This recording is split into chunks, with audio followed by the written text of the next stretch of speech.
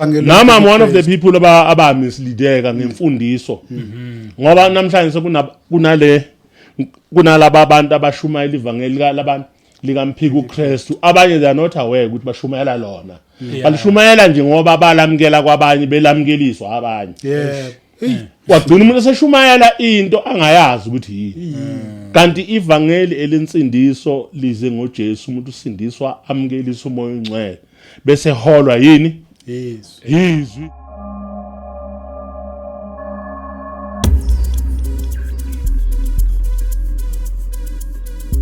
Welcome once again kwi-Quarter2 Media. Sibonge futhi ukuphinde sihlangane kule channel. Ngibonge futhi nawe ukuthi uchoose le channel la khona sikhuluma kuphela ngomuntu kanye noNkulunkulu. Igama lami kusasewuyo umduduzo waShabangu. Ngiyabonga nje kulonyaka ukuthi siphinde futhi sibonane sihlangane nabafundisi bakhona besingakaze ke lisihlangane ngalendlela. Bekulo nje kuyimi ngingedwa but ngiyabonga nje abafundisi babuyile bakhona no bonke nje but ayengiqale ngibulise futhi ngisabulisa nina ababukeli ngiphinde ngibulise futhi nobabukhanyile ngapha ke ngiqale ngale ngakuye sibulise nje babukhanyile. Amen amen. Yes. Babushabangu ngibingelele nawe. Yebo. Kukade sagcinana egameni lika Jesu ngiphinde ngibingelele nabalaleli ababukeli abalandelayo iQuarter2 Media sisazokhuluma. Yes. Sekuphinde kwenzeka ke nakulonyaka. Siyakhuluma futhi ngoba sasishilo vele nangonyaka ukuthi sisazokhuluma. Siqhubeka. Yebo. Amen egameni lenkosi uJesu. Amen. Siyabonga nje present yakho namhlanje babukhumalo siphinde sibingelele futhi. Siyabonga kakhulu babushabanga kanjalo nababukeli. Yes. Kunyaka ka2024 angihlezi ngikhuluma ke nje njalo mangiqala unyaka ngithi uphatha into embili okuhle nokubi ukukhanya nobumnyama yikho futhi indlela esingashintsha ngayo umisiwe uNkulunkulu. Namhlanje silapha akazangayo ngobumnyama. Oh yes. Zanga futhi ngokubi size ngendaba ezimnandi size ngokukhanya. Yes. Njengoba lisho nohlelo lithi sisazokhuluma ngoba kumele ixoxe indaba kaJesu.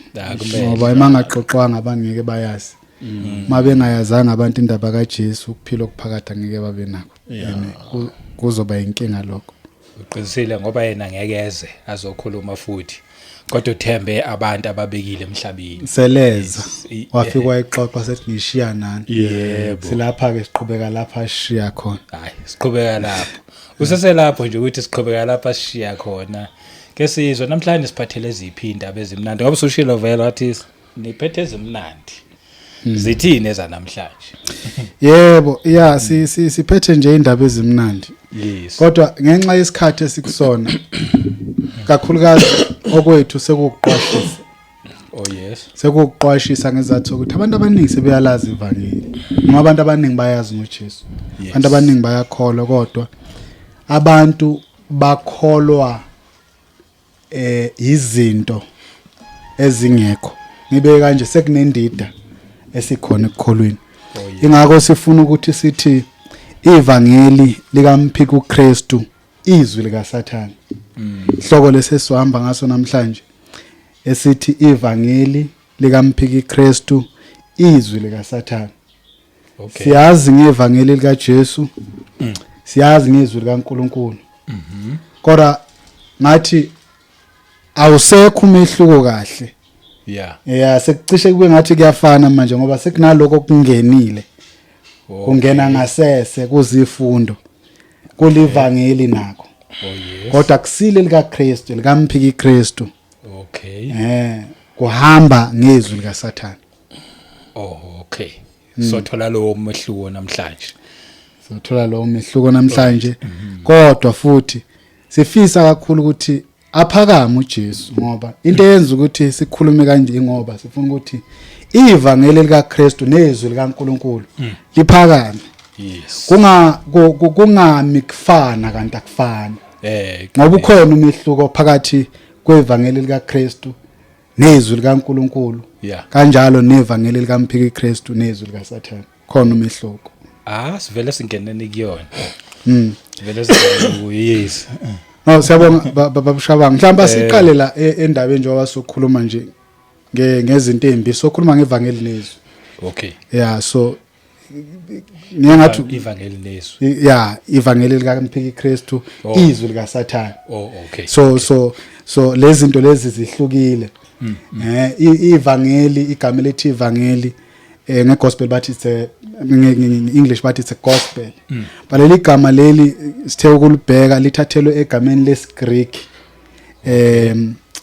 la elalisho khona to proclaim the good news babethi iyongelizo mayi moyilethi singisini ithi evangelism, so it was a translated term esho to proclaim the good news. Okay. So uJesu Kristu uze emhlabeni uthi uzo proclaim the good news. Ngesikhathi nesithing masikhuluma ngevangeli siyasithi thina uJesu Kristu wafa wambelwa ngosuku lesithathu wavuka. Yes, that's the gospel. But the gospel also encompasses indaba yokuthi abagulayo bayaphila. Oh yes. Abangaboni bayabona. Yes. Abangakhona ukuhamba bathini ishosha ziyahamba. Yes. Because igama elithi good news lisho indaba ezimnandi, good tidings. Yes. So mengabe kade umuntu bekade engaboni wase yabona kuzindaba ezimnandi phela ukuthi seyabona. Iqiniso. Yes. Umuntu makabe kade egula wase yaphila kuzindaba ezimnandi phela ukuthi senjani uyaphila. Kodwa manje context yethu ke namhlanje ila evangelini. Okay. Nasezweni. Evangelini likaKristu, izwi likaNkulunkulu, ivangeli lomphikuKristu nezwi likaSathane. Sizothini ivangeli likaKristu uma lefika kumuntu into elizoyenza yinye ukumkhulula ebugqileni, ukumkhulula esonweni. Yes. Yeah. Izwi likaNkulunkulu lilo into eyodwa kumuntu ukuthi umuntu abe nokuphila okuphakade. Yes. Yeah.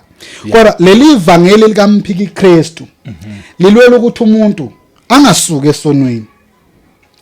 Uma lishunyayelwa lona lishunyayelwa liza sengathi lizindaba ezimnandi kodwa limsusa umuntu esonweni. Okay. So come and receive your car and so what? Oh. Come and receive your blessings and so what? Yabona lo ndaba le. People are being given good news but these good news are not liberating.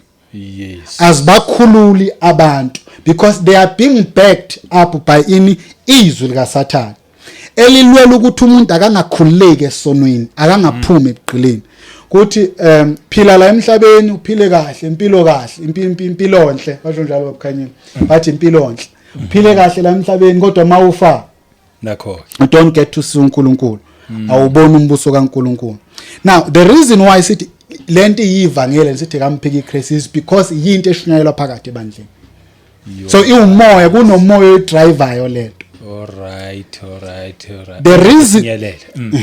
The reason why iphila phakathi ebandleni likaJesu Kristu is because ebandleni likaJesu Kristu la kunezwi khona likaKristu, kunevangeli khona likaKristu and yilo ivangeli likaKristu elikhula abantu ezonweni. So the purpose yevangeli likaMphikuKristu ukuthi lize sengathi kubantu lizokhuluma indaba enjani zibalethele indaba ezinhle kanti nokuba indaba zakhona zokala zizinhle kodwa zimkhulula umuntu. Asingene ezweni. Yeah, asingene ezweni isizwe lapha kuGenesis mhlawumbe siqale kuGenesis. Okay. Hloso yevangeli likaJesu ukukhulula abantu ezonweni. Ivangeli lomphikuKristu li opposite liyaleyo nto leyo. Lizwakala kuyizindaba ezimnandi kodwa izindaba ezingakhulula. Ngiyakuzwa. Alizi lilibi ngoba vele liqhamuka komubi kodwa liqala liza ngazathi lihle kanti phakathi lapho lino poison. Yes. Uma lingeza lilibi uyazi uSathane so reject. Yeah. That is why it is so difficult ukuthi ungalibona ivangeli lomphikuKristu because liza kuyindaba nje ezimnandi. Ngubhekile ngathi what's wrong ukuthi abantu abaphuma enhluphekweni. Abantu bayahlupheka abantu abanamali abantu banjani nina nizothi ukushunyayelwa ukuthi abantu abaphuma enhluphekweni ivangeli lomphikuKristu nisho kanjani. Yebo lonto le izwakala kuyindaba ezimnandi but la isala khona elideli leyanto ekuthena umuntu akhulule ezonweni. That is why nomuntu namhlanje ongaguqukanga nje seyasho ukuthi nami ngisindisiwe. Umuntu ongaphendukile seyasho ukuthi nami ngisindisiwe ngazana nenkosi ubani? Ngiyazana nenkosi uJesu. Ngokuba wamukelisa uJesu kodwa engatshelwanga ngerepentance. Engatshelwanga ngokuphenduka. Watshelwa ngezinto azothola egameni lika Jesu. Lo mlayezo sothi lo mlayezo mphikuKristu. Uma uJesu Kristu eqale eshumayela uthi umbuso wezulu senjani susondela. Phendukani. Umbhabhadisi uthini? Phendukani. John umbhabhadisi. Abapostoli bathini? Phendukani. Kuphendukwa kuphi? Esonweni. Phenduka esonweni. Yilelo ke ivangeli likabani? Lika Jesu. Okay. ElomphikuKristu alishumayela impenduko. Qinisile manje sengiyakuzwa nje ngoba ngeke ngahlala nomuntu ethi hayi mina ngiyisangoma futhi ngisendisiwe.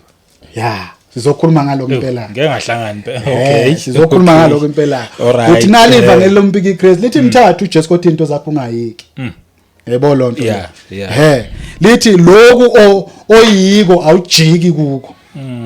You understand? But uJesu naye mphathi. So uzophatha uJesu ngapha bese kuba into zakho. Elika Jesu ivangeli lithi ushiya konke. Exactly. Bese uthatha uJesu Kristu. Ingayethi umuntu uJesu Kristu mekhuluma lapha encwadini kaMark ngaphezulu 8 verse 34-35 lapha. Uthi uma umuntu ethanda ukungilandela uthi manje njani makathabathe isiphambano makazidela athabathe isiphambano sakhe njani angilandele. Uthi ngoba ilona lo othanda ukusindisa ukuphila kwakhe yokulahlekelwa yikho. Kodwa lo lahlekelwa ukuphila kwakhe ngenxa yevangeli nangenxa yegama lami uthi wenzani uyakusindisa. Exactly. So ivangeli lika Jesu Kristu lenze njani liyahlukanisa liyashisa kukhona izinto ezisalayo ohlukana nazo mothola ivangeli lika Jesu. Kodwa lo mphikuKristu uthi ngiyisangoma kodwa uJesu ngiyamazi. That is why sengena nama prostitute. Uthi ngisithwele isiphambano kodwa ngilahlile. Awuthi ngamanye amazwi awusithwele. Yeah, it's either usithwele or awusithwele. Yebo. Ngoba isiphambano seshinhlupheko. Yeah. But ukuhlupheka kuphi egameni lika Jesu. Exactly. So indaba elapha siqale mhlawumbe lapha kuGenesis 3 ngoba indaba yensindiso yonke iphelele kuGenesis. Mungayibambanga kuGenesis awuphindi uyibambe. Insindiso uNkulunkulu wayikhuluma iqeda kuGenesis. Okay. Kuwa komuntu nokusindiswa komuntu kukhona nje kuGenesis uNkulunkulu uyiphethile indaba la. Yeah, but sizwa nje lapha kuGenesis 3 acela ngifundele nje baba Khanyile from 1 to 4. Genesis chapter 3 from verse 1 to 4. Isihloko sithi ukuwela esonweni. Nansi inkinga. Mhlawumbe fanele si-emphasize la. Nansi inkinga eyenza ukuthi uJesu Kristu eze emhlabeni. Uma sishumayela ivangeli, sishumayela indaba ezimnandi zokuthi uJesu Kristu eze emhlabeni okuzokhipha abantu kuloko ababewele kuko yini isono. Ukuwe abantu bawele esonweni. uKristu mayeza uzobakhipha laba wela khona. Exactly. Ivangeli lika Jesu Kristu isiphetho salo sithi umuntu uyaphuma esonweni. Alithi umuntu uhlala khona esonweni. Kodwa ivangeli lomphikuKristu alimkhiphi umuntu esonweni. Ngiyakuzwa. Hayi ngiyakuzwa. Verse 1. Inyoka enobuqili kunazo zonke izilwane zasendle abezenzile uJehova uNkulunkulu.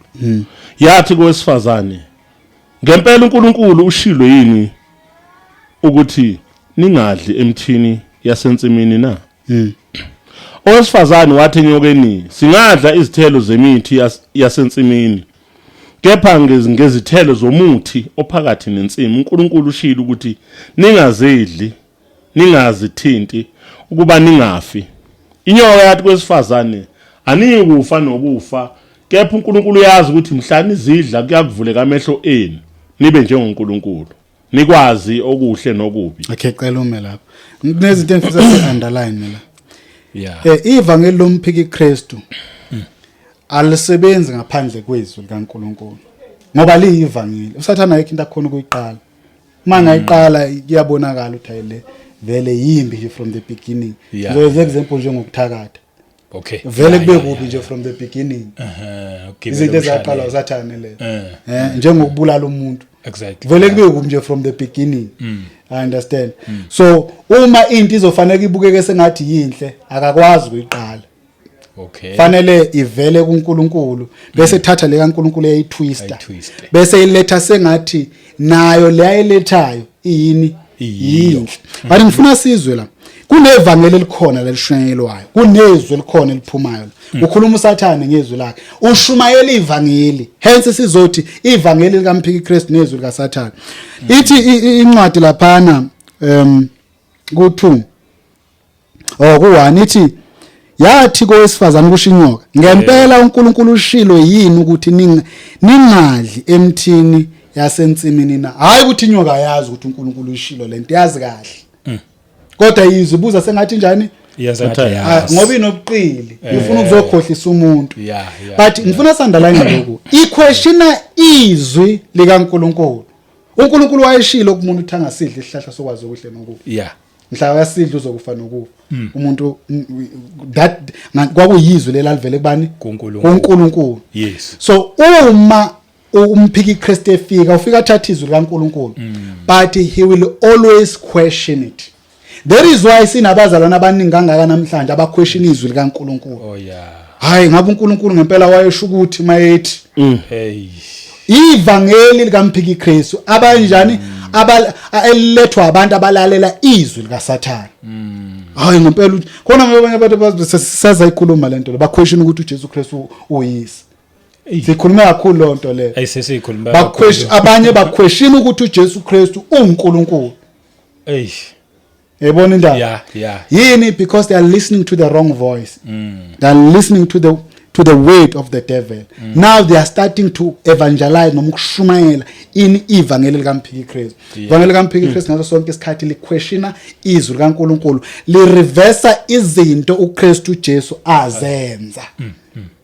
That is why ibandla likulesimo esikuso namhlanje.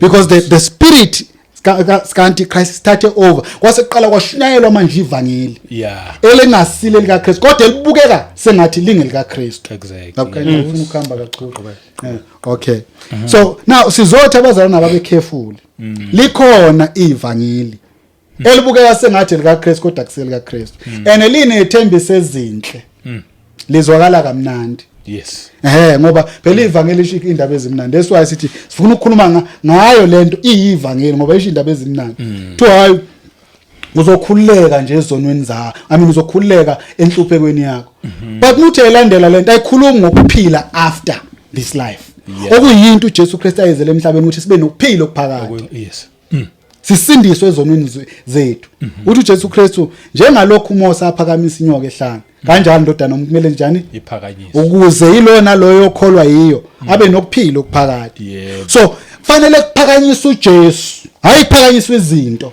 hayi kuphakanyiswe impumelelo hayi kuphakanyiswe zonke lezi zinto lezi namhlanje eseyiphakanyiswa but egameni likaJesu yebona indaba makuphakama uJesu kukhululeka abantu ukukhululeka abantu hayi kuphakamize no ngiyakuzwa asasibambe la asibambe nangu lo kunjani uFaro ukhuluma nolo kunjani beno Moses laphana size sibone lento ukuthi uSathane uleqile kanjani Genesis I think u8 or 7 Exodus 7 sorry bakanye Exodus 7 Exodus 7 khona amanye amavangeli uyayisho lento umpostoli Paul uthi khona ivangeli elinye isile elinye uzakhuluma nangomunye uJesu khona omunye uJesu uthi omunye mayeza enishumayeza ngalo Jesu lo uthi you gladly accept that person you gladly accept that gospel abazalwa namhlanje they are more interested kwelinye ivangeli than ivangeli leli libhalwe phansi than ivangeli leli lashiywa uJesu Kristu nabapostoli sacela ungifundele lapha babukhanyile ku8 to 13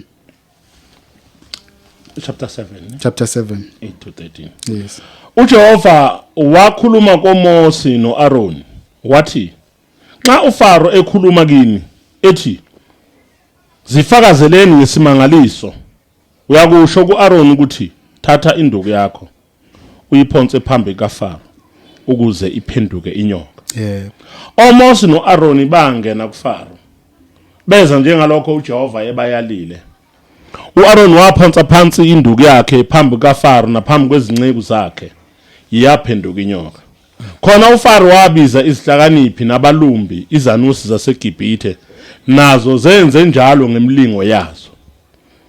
Ngokuba ilona lo waphonsa phansi induku yakhe zaphenduka izinyoka, kepha induku kaAroni yagwinya izinduku zabo.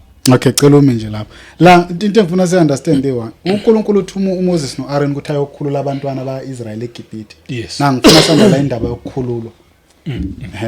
uNkulunkulu uthuma uMoses noAaron ukuthi abayokhulula. Labantu bayagqilazwa basegqileni uthi hambani Moses and Aaron ngikhululela. Abantwana bami kuphi eGibhithe. So uNkulunkulu inhloso yakhe la kwaukuthi abakhulule egqileni. Yeah. But uthi kunento uNkulunkulu ayishola uthi uFaro uzofuna ukuthi nenze isibonakaliso ukuze niprove lento ukuthi iqhamuka kumina. Uthi mayenze njalo botshela uAaron aphonsa induku yakhe kuphi aphonsa induku yakhe phansi. Nangempela kwenzeka leyo nto la. uAaron uphonsa induku yakhe phansi iphenduka inyoka. Izwa ke man uFaro naye ubiza izanusi zakhe abahlakaniphileyo nani lithini nabalungu nabo bayephonse zabinduku nabo zophenduka inyoka. Now usathana kumhlulu kwenza umlilo, usathana kumhlulu kwenza ama miracles as long as lama miracles azokwenza ukuthi egcina opposite lento kaNkulunkulu ukuze abantu bangakhululeki. Oh yeah. Yeah. So likhona ivangeli elinawo ama miracles and wonders. Bathi lingasile likaKristu. Likhona ivangeli elinako ukuphila enyameni. Umuntu aphiliswe impela. Aphile futhi kodwa kungasile likaKristu. Qinisa. Ngoba inhloso kaSathane ukuthi azenze lezi zinto ukuze azogcina abantu benze njani bethumbekile ebugqileni besono. Azasho umuntu athi mina ngafika ngingaboni umprofeti mangimanga wanginika amanzi ngaphila. Asakhumbuli yini ukuthi sibuye ezweni besiphiliswa zinyanga.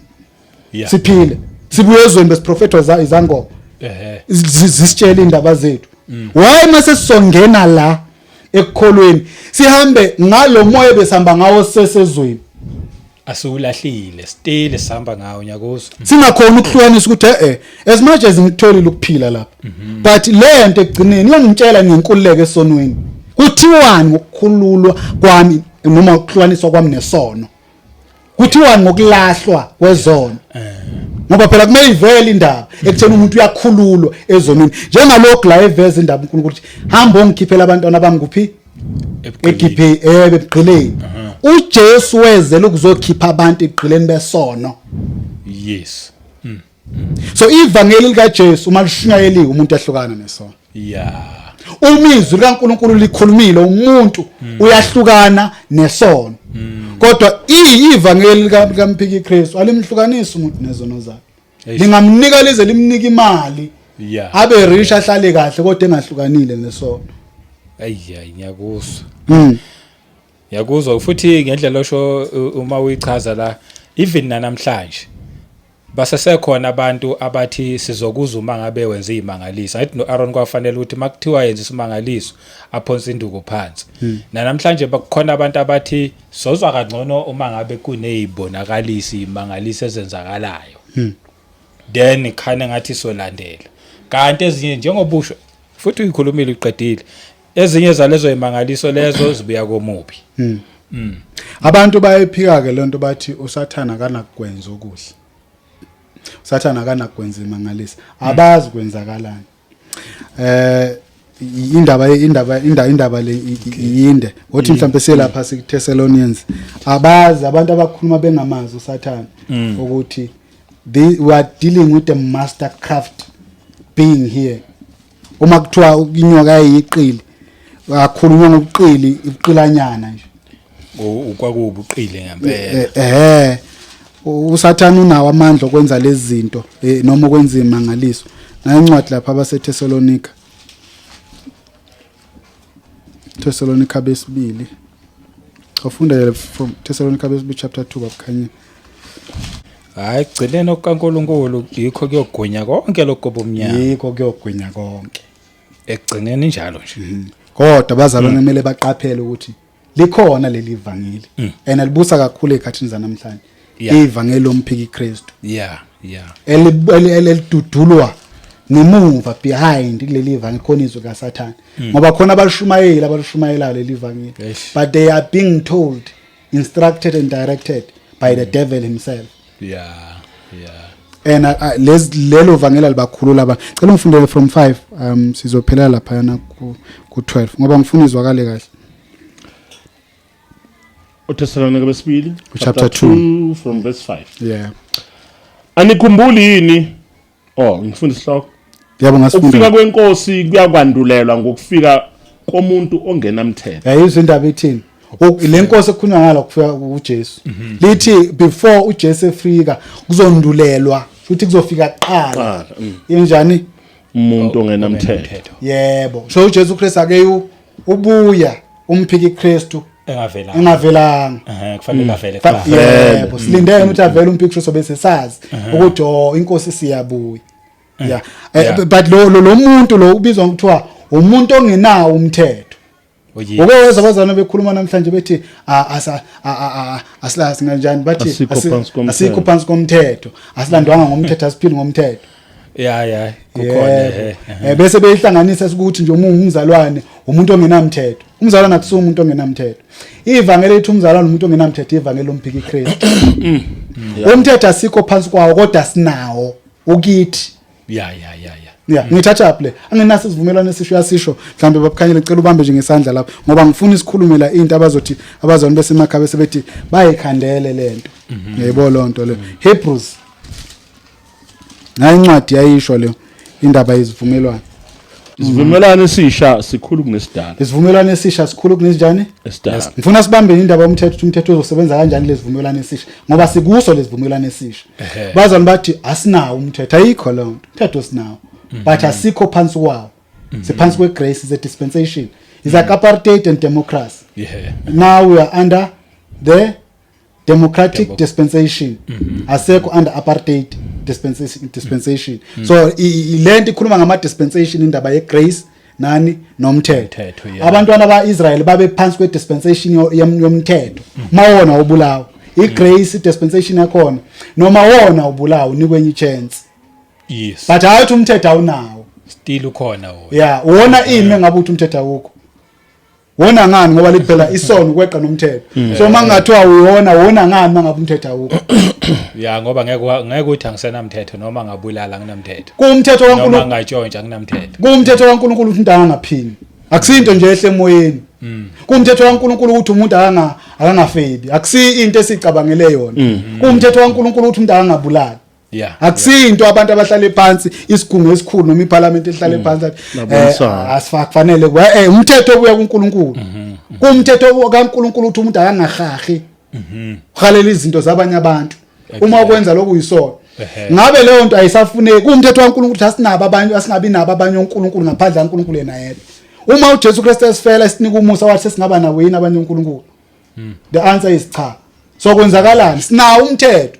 Kodwa lo mthetho manje wenze njani is being empowered ukuthi thina senjani sikhona ukuphila by grace amandla avela enkosini kuthi sizokhona manje ukuthi siphile umthetho kaNkulunkulu ngamandla kaNkulunkulu. Okay asizwe ngoba ufakaze bukhanya ngokuba uma leso sivumelwano sokuqala besingasoleki bengakufunwa indawo yesibili. Ngokuba lapho ebasolayo uthi kubo bhekani izinsuku ziyeza isho inkosi lapho ngiyakwenza isivumelwano esisha nendlu kaIsrael nendlu kaJuda. Cela simancane laba bukhanyile. Yazi kukhona into eyikhulunywa abazalwane makukhulunywa ngezivumelwano esisha bese bethi kunezivumelwano esidala isivumelwano leso sika Israel bese bethi iChristianity nezivumelwano esika Kristu Jesu ngegazi isivumelwano esika uNkulunkulu nabezizwa ayikho lonto.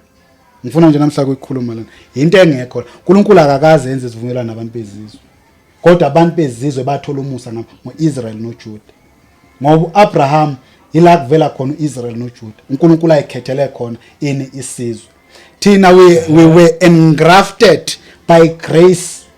Hopi not ukuthi ngiyakuzwa not ukuthi kunesivumelwano uNkulunkulu ezuthu esamaJuda nesabezizwe asikho leso sivumelwano.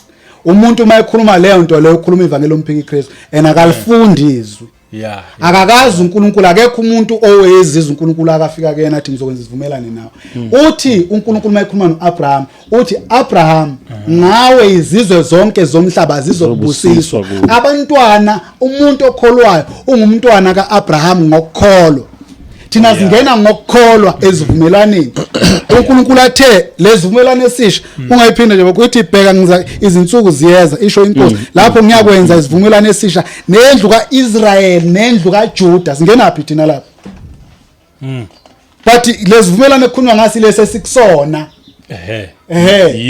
yiso sona lesi somusa kodwa uzokuza umuntu ethi hayi lesa sivumelane esidala singeni thina kuse samaJuda lesi esisha siyangena ngoba uNkulunkulu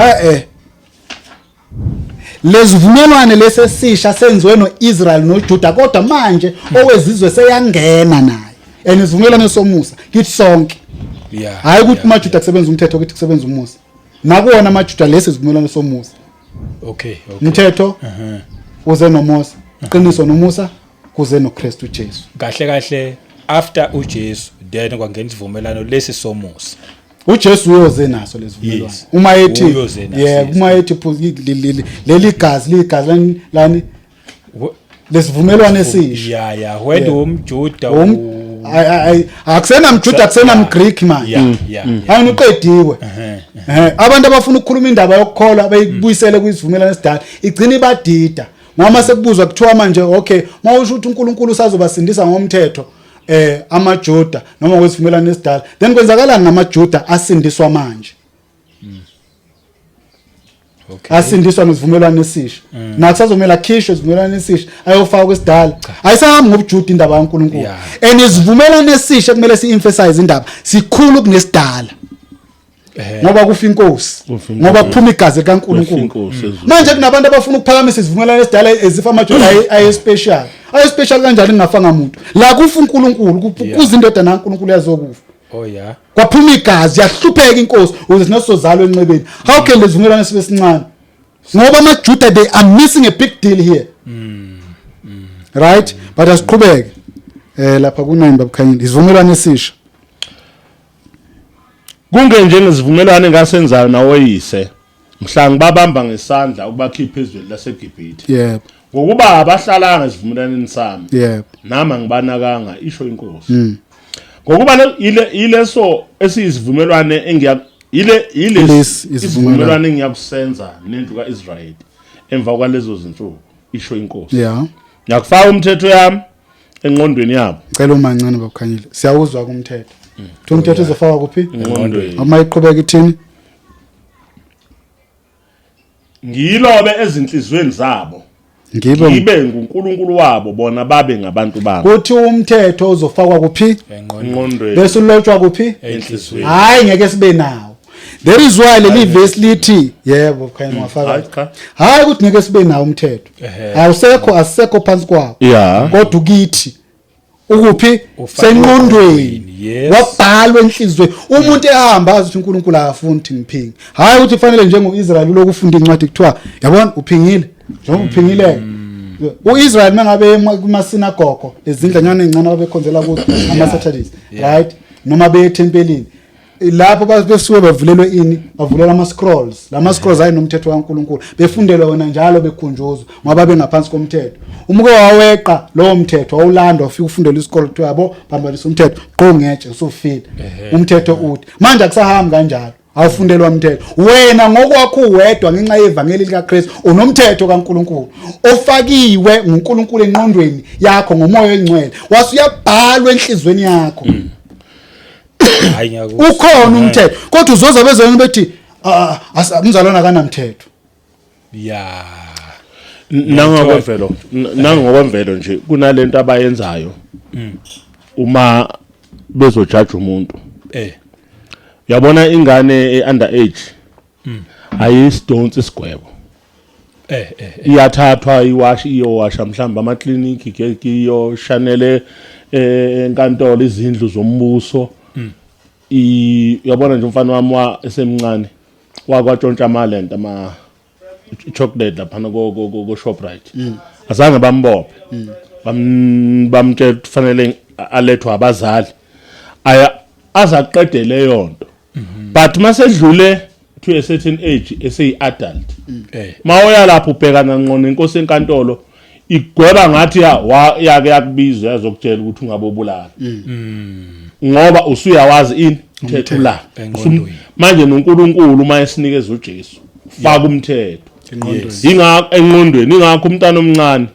ncane lithi iBhayibheli uguide yithini bese kufika isikhathi sokuthi amukele uJesu yena umthetho manje usemdala ukuthi angabamba leyo nto akwazi ukuthi azi ukuthi what is right what is wrong malithi izwi lenkosi ufaka umthetho kithi ukhona umthetho usula laba bathi umthetho awukho abangazange basendiswe abakhulanga phela uma umuntu wamukela uJesu kusho ukushintsha kwempilo ungena kwesinye isigaba obungekho kuso ngoba ngesikhathi ngakasindisa uba uphile ezonweni wezinto oyithandayo kodwa masusindisiwe umntwana kaNkulunkulu so sekufaka umthetho kuphi manje ingqondweni ukhisha umthetho wesono nowokufa lo okade ukudonsela lenkanukweni zenyama bese uthola umthetho omusha lo ofakwa kuphi ongenawo lo mthetho kusho ukuthi insindisa akayazi ngifakazela nje lokho ukuthi umthetho laba bathi umthetho awukho abazi bakhuluma ngani ngathi kuzawusiza ngelinye ukuthi ke singene kusele yona le ndaba yeTestament elisha nelidala ngoba abantu bahlukanisa iBhayibheli and leyo nto imislead abantu abaningi nami I'm one of the people abamisleadeka ngemfundiso ngoba namhlanje kunalaba abantu abashumayela ivangeli labantu lika mphikuKristu abanye they are not aware ukuthi bashumayela lona balishumayela nje ngoba balamkela kwabanye belamkeliswa abanye wagcina umuntu eseshumayela into angayazi ukuthi yini kanti ivangeli elensindiso lize ngoJesu umuntu usindiswa amkelisa umoya ongcwele bese holwa yini izwi ngomoya ongcwele ngifuna balance nginizwa kahle nilethe ibalance abanye ababe besayibalansisa lento bavele bawukhiphe total umthetho as if awusekho kanti cha ukhona ibalance yafuneka uthi azange uzochitha umthetho uzokwenza njani Jesu uzogcwalisa usugcweleke manje yes uyabona mfowethu ingane ese primary ese high school compared to ingane ese university yipi ingane engathi nolwazi ukudlula ezinye ese university isinolwazi abasebamamkela uJesu ingakho siyoma phambi kaNkulunkulu sahlulelwe ngemsebenzi yethu ngoba sinolwazi unikeza ulwazi ingathi iBhayibheli ona sazi ayisekho ini intethele because useyazi ulwazi lolu lolwazi esesilitholile ngoJesu konjani manje uSathane uzama ukukwehlisa izinga ayibona inkolo namhlanje le kaMphikuKristu ilehlizile izinga lokukholwa ubheke ngisho emabandleni ukuthi kuqokwa kanjani ikhiphi value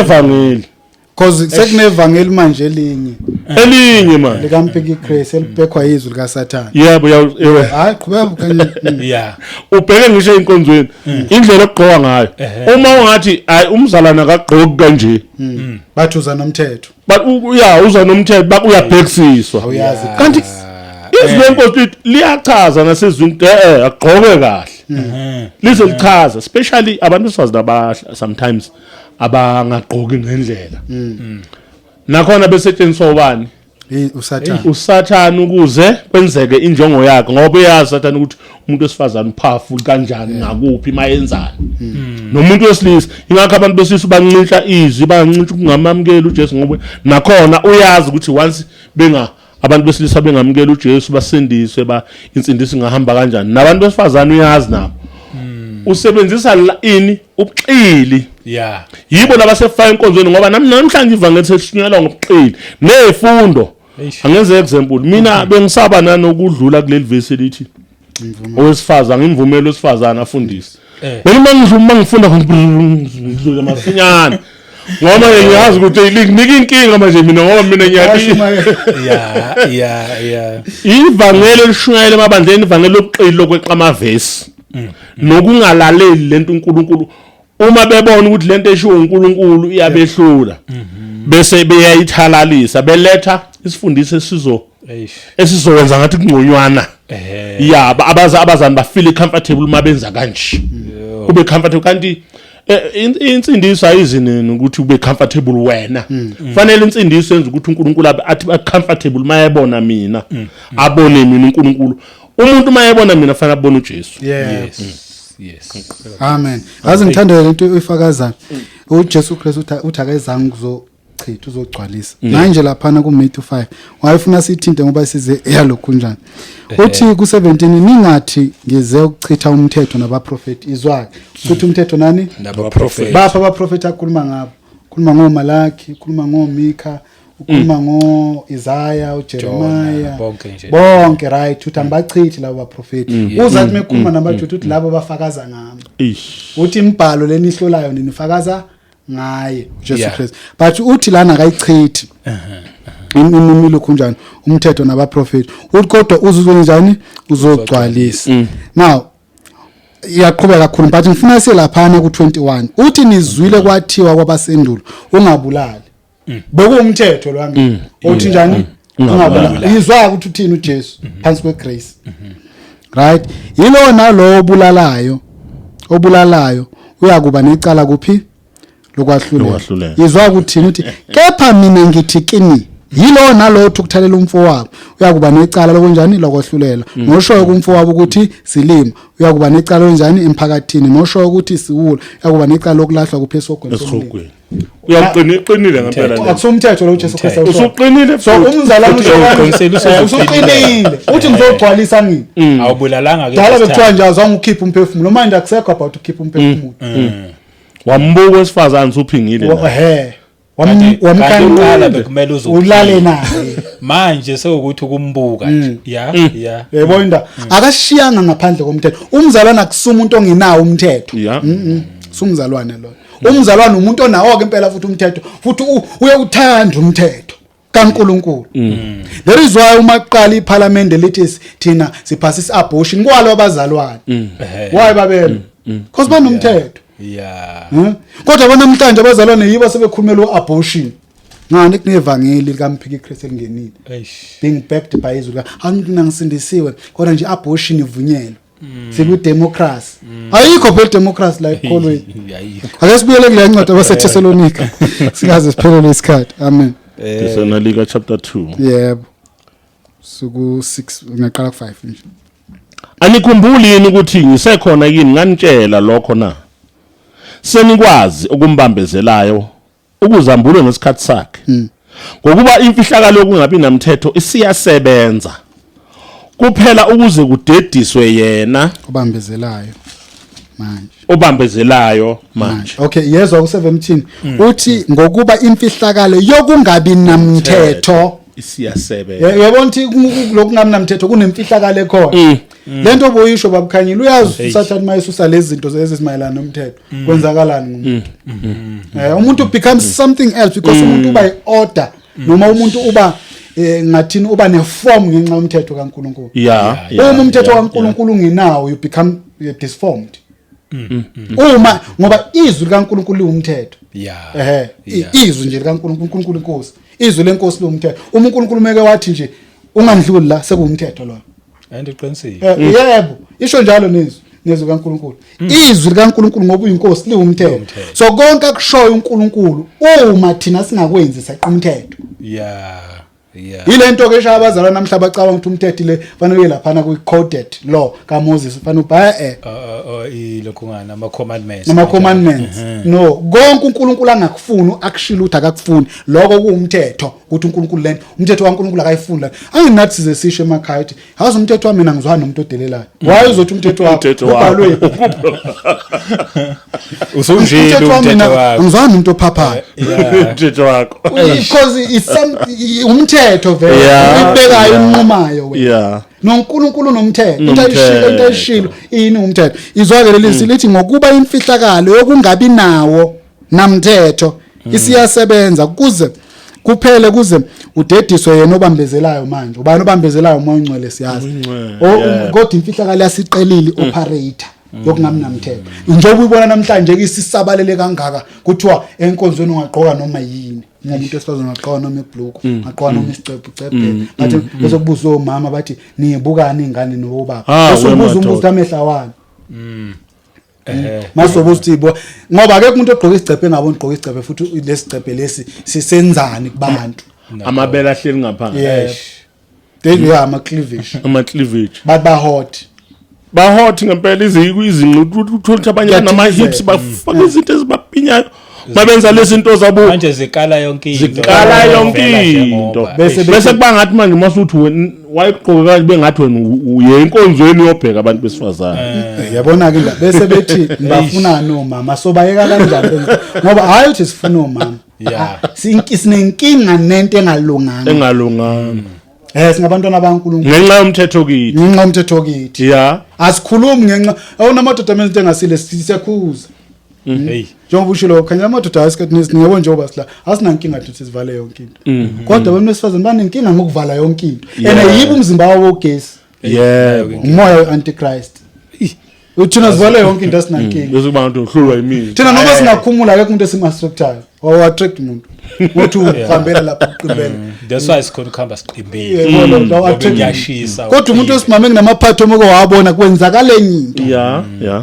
ungakaboni ke lento lelo ubone nje iphathe ethi yo ubona number 1 fish ubona number 2 yabona umthetho nje wokuqala ukuthi akukho ukuphila ngaphandle kaJesu umthetho lo manje uma ngaba abantu lowo bewuvumele kodwa eminye bayiphike then uyakhweshina ukuthi lana bebewuvumile bayakholwa ngempela kuJesu ngoba phela wona umthetho oqala yebo akukho ukuphila ngaphandle kaJesu enijulile lento isho yes then sesokhweshina ke manje uma ngabe sebethi yonke leneminye hayi suka kunamthetho bayakholwa ngempela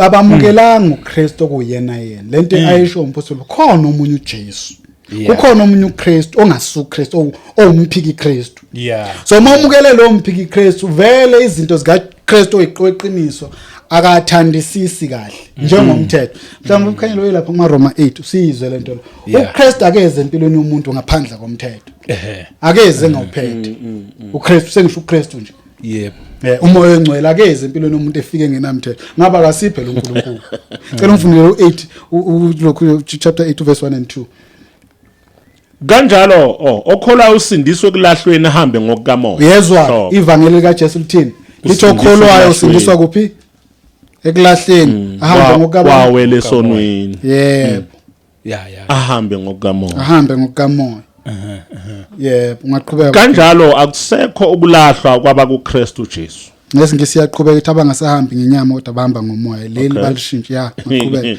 ngokuba umthetho kamoya wokuphila yezwa ke siyayizwa nawo lo mthetho ngokuba umthetho kamoya wani wokuphila asiza ukuthi ukuphi okuKristu Jesu ungikhululile emthethweni wesono nokufa acela uphinde babukhanyile u2 ngokuba kanjalo akusekho ukulahlwa kwabo uKristu Jesu ngokuba umthetho kamoya wokuphila okuKristu Jesu ungikhululile emthethweni wesono nokufa nansi into eshoyo babshaya ukuthi umthetho oqala ukuthi umuntu enjani amukele uJesu wamukela uJesu umukela umthetho kaNkuluNkulu ilento abantu abangayazi indaba yokuhlanganiswa noNkulunkulu the reconciliation yomuntu noNkulunkulu uNkulunkulu ephila kumuntu nomuntu ephila kuNkulunkulu ukuthi kwenzakalani empilweni yakho once wamukela uJesu kufika lo mthetho kamoya wokuphila ngoba uJesu Kristu mefika empilweni yakho ufika umoya engcwele kodwa ufika nomthetho kamoya wokuphila ukuthi wena usekuphila ngomthetho kwemanje wokufa nowesono so lo mthetho kamoya wokuphila unamandla phezulu komthetho obamba umuntu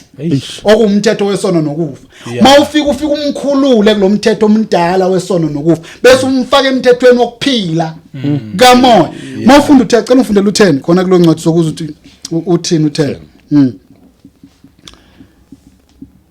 uma uKristu ekini umzimba ufile ngenxa yesono kepha umoya ungukuphila ngenxa yokulunga. uKristu ufika nomthetho kamoya wokuphila mayefika empilweni yomuntu lithi uma uKristu ekini umzimba uyafa ngenxani yesono manje emzimbeni khona umthetho wani wesono nokufa. So uma uKristu efika umzimba ubungasabi nawo amandla operate ufe ngezathu sekufika umuntu onomthetho kamoya wokuphila. Bese ke manje umoya uba ukuphila ngenxa yokulunga ukuthatha kuKristu Jesu yena ongasanzanga isono wamenza isono ngenxani ukuze thina sibe ukulunga kaNkulunkulu. So akakwazi umuntu athi kuKristu angabi nawo umthetho wani wokuphila. Umthetho wokuphila kanjani? Umthetho wamoya wokuphila kanjani? Ubuphinga makufika uKristu awusaphinga. Exactly. Ubuntshontsha makufika uKristu awusantshontsha ngoba sekunomthetho kamoya wani yebo okulunga uqamba amanga manje awusaqamba manga yes ngoba sekunalo umthetho onamandla phezukwani komthetho wesono nokufa. Kodwa umoya kaMphikuKristu ivangeli loMphikuKristu alishumayele alikhuluma ngalento ngoba yebo ubusa eqaleni ushilo ukuthi usaqala ukuthi ivangeli lika Sathane noma izwi lika Sathane hloso ukuqhilaza leli vangeli sekushuyela lona kule nsuku ngoba uSathane yabona njengoba siphethe amafoni itechnology ifoni bengabe ihleli endlini ama call ufika watholela endlini manje siwathola la ngenxa yetechnology. uSathane bonile ukuthi uSathane ulinyatheliwe esiphambanweni ngoJesu wase ezama ukuimprove khona icule ngilithandayo icula ushongo ukuthi uSathane mayebona kufaka ugear number 1 yena ufaka number 2. uSathane always all the time uzama ukukhompyutha noNkulunkulu. Ingakho uzofika isikhathi sokuthi ibandla lithathwe ngoba uSathane ula nathi sesisinda ngoba samukela uJesu noNkulunkulu kuzasidele wabona ukuthi lempi ngeke sinqobe waletha uJesu ukuze sikwazi ukuthi sinqobe lempi. Manje ke uJesu masefikile kusithola lo moya wokuphila umthetho womoya wokuphila nokulunga. Utholakala ngokuthi umuntu amukela uJesu besamukela umoya ongcwele uvale lowo mnyango. Ithi iBhayibheli phikilelana ukungena ngesango elincane. Yes. Mina uthi uJesu yena uyisango lokungena. Namhlanje abantu abangeniswa ngoJesu. Bangena bayokhonza beyofuna izindlu, bangene beyokhonza beyofuna umcebo, bangene beyokhonza ingakho bebanenge emasontweni. Uma ubabiza ukuthi mabangene bezothethelela izona beze kuJesu bahlukane nesono. Lo mnyango uSathane uvala wona. Abefundisi bashumayela namhlanje prosperity. Mawufuna ukubona lokho vulile lento uvule nje ilento iTV yakho on Sunday uvule lama channel abefundisi. Bashumayela ezinye izinto inkhona ukungithusile kuthiwa mawunikele nge1024 ngoba ye 2024 lo abantu abazothola ama miracles nabazothola izinto zabo uNkulunkulu ababekele zona. uNkulunkulu uthe kimi ngoba mina nguapostle nginikele nge1000 but ibe ne24 rand phezulu 2024 ngaleso sikhathi ibe ne24 umessage kaMphikuKristu abantu beshaya izandla kungathi uJesu oza naleyo nto baliphendukezela izwi likaNkulunkulu lingakhulumi lento uNkulunkulu alikhulumayo likhulume lokhu okubatshwa kweindlebe zabo nabezwayo. Kuyabajabulisa namhlanje abantu thina mashumayela evangeli ke washo eqaleni wathi bathi thina sifuna abantu babephuwa. No, lithi iBhayibheli yeneliswani lokho enakho. Lithi mawunokudla nani nokwembatha. Athi uJesu ngeke ngikhonze mina noMamona. Alukho izwe uNkulunkulu lalipromote khona ini ukuba rich. Asisho ukuthi abantu bangabe rich. Kulungile iba rich. Kodwa iBhayibheli liyachaza ukuthi imali inkinga nokuba rich kuyinkinga ngama reasons. Aveli kithi ama reasons. Abazi kusho uNkulunkulu abantu baqhesha lawo ama reasons. Abantu namhlanje ivangeli abalizwa ngenxa yani yalaba abalishumayelayo. Ababanje umoya kabani kaMphikuKristu. Abaqhamuka bembethe ama title abangawa deserve. ngoba usho nje ukuthi uapostoli Bazini- eqiniswe nje akasuye uapostoli bayibo okay Yeah, base ichaza. umnyameni okay ayichaza apostoli phela nali ivangeli ivangeli lomphikuKristu bayibo abapostoli kodwa bamphikuKristu yeah na- but babelonga na- ngapha ebomnyameni yebo that's why Okay. bebeka phela bekwanga uNkulunkulu Yeah, okay, okay. baba apostoli kodwa bevangela mphikuKristu Eish. yilo leli ivangeli leli abalihambela phambili naba benza isisekelo salo Eish. ukuthi mali bekhona kodwa balafaka la nakho following yabo nje usachuma leli lokhu lencwadi babukhanya wagcina nini ukuzwa abazalwane bemile ekutheni ukuthanda imali kwimpande yabo konke okubi wagcina nini ukulizwa le vangeli ushayela wagcina nini Alisekho. ukuzwa ivangeli elithi kuyoba nzima ukungena kwesicebe ezulwini kangangokuthi ngangena ikameni Amen. ngengikulo wagcina Alisho njalo alisekho Kuthi lelo verse abazalwane. eBhayibhelini. awuchithwa abantu abangakholwa moshumayela uchithwa abazalwane ufuna nihlupheke Hayi bo. kanjani hey nishumayela inhlupheko nina ngani bakuleli ivangeli likaMphikuKristu akhohlisiwe abantu yebo ngafunda ukukhanya Oh verse 7 ne? verse 7 Ngokuba imfihlakalo kungabi namthetho isiyasebenza kuphela kuze kudediswe yena obambezelayo manje. 8 Lapho ke uzakwambula lo ngenamthetho yakumqeda inkosi uJesu Kristu ngomoya omlomo wakhe.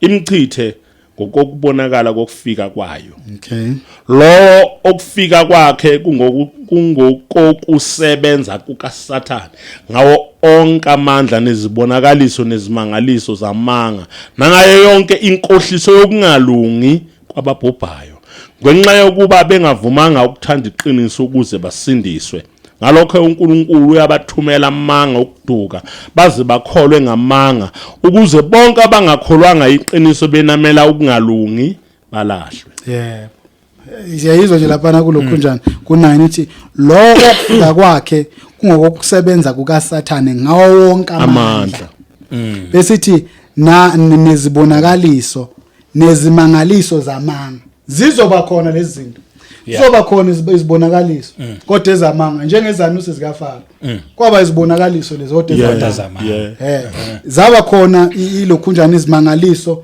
naku babeka inyanga inyoka phayile indlu phansi phenduka inyanga kodwa ezamanga bese maqhubeka ithi nangayo yonke inkohliso yokungalungi kwabanjani kwababhubhayo ngenxa yokuba bengavumanga ukuthanda iqiniso Ukuze basindiswe. ayikho uNkulunkulu into azoyisiza ngomuntu ongalifuni iqiniso uthi uJesu Kristu yabona nje umuntu noma athiwa uyasho uthi ngamukela uJesu njengenkosi nomsini kodwa uma ungalithandi iqiniso njengalama lokho bese ukukhuluma ngako ukuthi lithi izwi kaNkulunkulu ukuthanda imali kuyimpande yako konke okubi nanokuthi kuyoba nzima ungena kwesicebe uma kukhulunywa lawo mazwi wena uyavutha lithi izwi kaNkulunkulu angimvumela wesifazane ukuthi afundise wena uyalwa mawuzwa lawo mazwi makuthiwa wesifazane aqoke kahle uyalwa ayikho uNkulunkulu into yokusiza ngayo into eyokwenzeka uyonikelwa kuwamanga la ukuzubhuka ngoba yikona wafuna uthi uJesu Kristu uma nime ezwini lami ningabafundi bami isibili bese ethi iqiniso nizokulazi iqiniso kuzokunikhulula kodwa nime ezwini why singafuni ukuma ezwini abazalwana ababeme ngalo kudala ukuthi hayi bazalwana be careful of imali be careful ukuthanda imali be careful of izwe bazalwana izwe why singalifuni lelo lizwi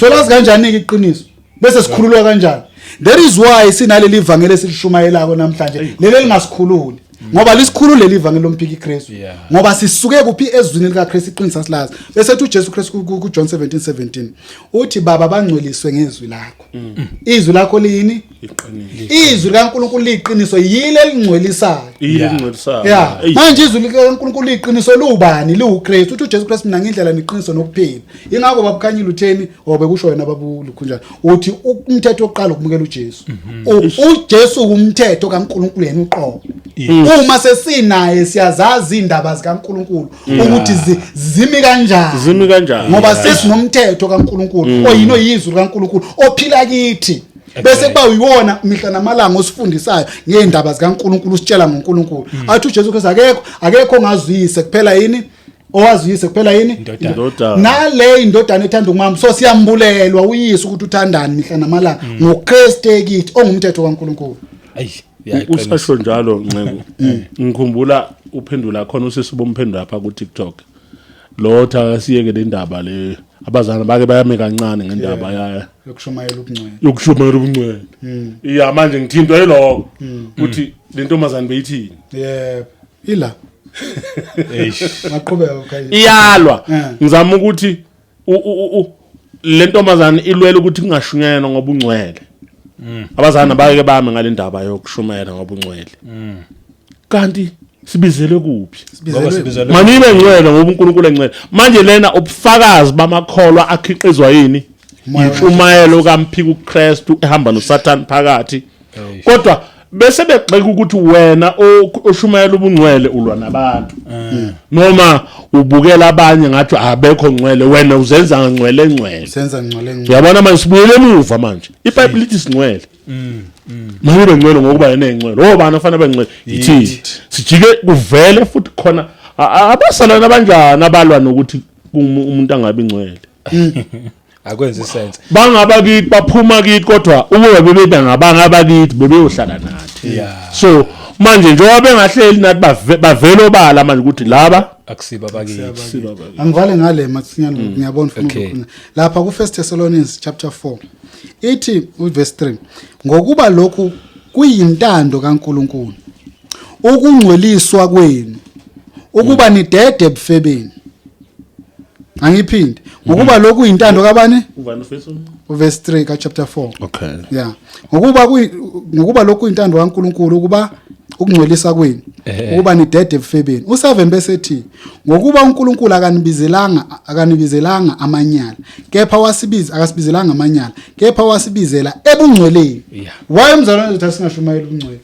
umoya ivangeli alithola likaMphikuKristu unezwi likaSathane there is why engafuni indaba ehlangana nobungcwele uyifuna kanjani ngoba akanayo uKristu akanayo umthetho kamoya wokuphila yazi umuntu owathola uJesu weqiniso uma ngabe angithi manje uyamthola mhlawumbe bese uhlangana naye nalezi intshumayelo eziphuma endleleni yazi the minute uthola futhi ezeqiniso uma ngabe awuthola uJesu weqiniso the minute uthola futhi intshumayelo yeqiniso awuphikisi lutho khona lento ekhuluma nawe ngaphakathi uthi hayi manje aliqiniso ola lo ngibekule okudlalwa ngami but lo ngatholanga iqiniso from the beginning maselifika uyalilwisa manje kufika lento yokuthi nje kusho ukuthi kusenabantu okusafanele ke baphinde baqale phansi bamukela uJesu yebo ngoba bamukela umphikuKristu phela njengoba ukhuluma ngithe kuwe ngathi baba apostoli laba bayabelo kodwa bomphikuKristu you know into enzakalayo yini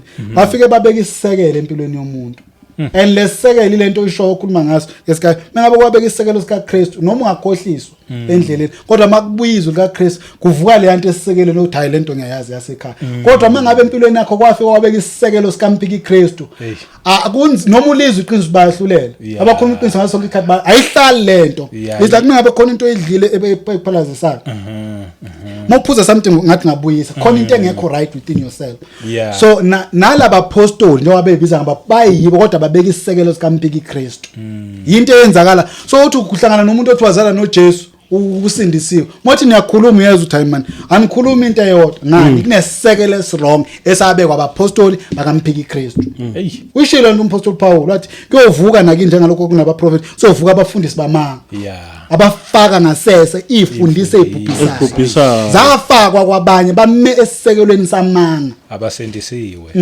abanye nje baze bashumayela ukuthi umzalwane uyaba umzalwane kodwa wone sinezona ezahlukene singahlulelani wathi nawu nokwakho nawu isisekelo si wrong no siyabonga Izwi isikhathi Khanyile ngibona ngathi khona ukugcina nje yes uveze le ndaba yokuthi ngaphandle kaJesu into yokuqala empilweni yomntwana kaNkuluNkulu osindiswayo kwamukela uJesu ukuze ufana ihlahla ngeke uthathe usimendo sifake khona ubheke ukuthi so sizokhula usifaka enhlabathini bese uyasinisela ufaka umquba ukwamukela uJesu singena ngesangela uJesu bese siyasindiswa kunamazwi nje ala kumaHebheru ngizofunda nje mina Hebheru 4 verse 2 lithi ngokuba phela nathi sashunyayezwa ivangeli njengabo kepha izwi abaluzwayo alibasizanga bona lokhu lingahlangananga nabezwayo ngokukholwa kuba inkinga umuntu amukela uJesu kuba inkinga umuntu angene ebandleni ngamamukelanga uJesu ngoba noma izwi likhuluma ngeke alizwe ayikho enye indlela ukuthi uzwe izwi ngoba udinga ukukholwa umoya ongcwele ukuzwa izwi manje abantu abangamamukelanga uJesu ngeke balizwe izwi kuzohlala kuneyinkinga kuxatshana njalo ebandleni kukhonjwana njalo ebandleni kuhlala kuqula amacala njalo ebandleni ngereason abantu abangazange bamukele bahlangane noJesu hayi akasafuni ukueda ngiqedile hayi nivalile sibonge babukeli sibonge uma ngabe uyibukele wazafika lapha sikajabula ukuzwa icomment yakho sizwe nje ukuthi wena uthini ngale topic but uNkulunkulu emuhle anibusise siyabonga kubafundisi befikile namhlanje nakuwena siyabonga futhi please uyishare utshele nabanye igama lami ngomduduzi ngakashabangu asiphinde sihlangane futhi kwi video elandelayo amen